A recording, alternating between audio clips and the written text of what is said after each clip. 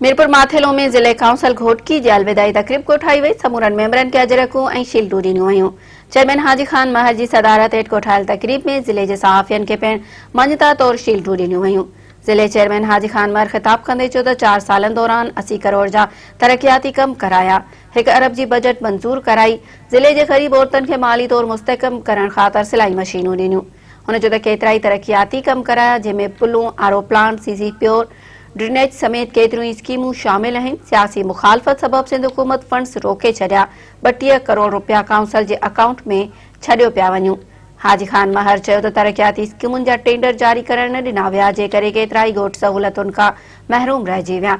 समूरनि मेंबरनि जी साथ सां काउंसिल पंहिंजो आईनी मुद्दो पूरो करण पई वञे। मौक़ो मिलियो त वरी अवाम जी ख़िदमत कंदासीं। तकरीब दौरान सहाफ़ियन में रां टीवी जे ज़िले रिपोर्टर एहसान कलवर, अब्दुल जब्बार महर, ताज टांवरी, शबीर भट्टी, बरकत बलोच समेत ॿियनि खे शील्डूं ॾिनियूं वयूं। हाजी खान महर पारां ज़िले काउंसिल जे हिमायती मेंबरनि समेत अपोज़िशन जे मेंबरनि खे बि शील्डूं ॾिनियूं वयूं। ज़िले काउंसिल जे इजलास दौरान एडवोकेट इस्माइल महर, इरशाद शाह कुरैशी, लाल शाह, काज़ी इरशाद ऐं ॿियनि मेंबरनि पिण ख़िताब कयो। अॻूणे ज़िले काउंसिल जे मेंबर सूबाई वज़ीर अब्दुल बारी पिताफ़ी जी शील्ड बि तयार कराई वई। केतिरा मुखालिफ़ मेंबर तकरीब में न आया।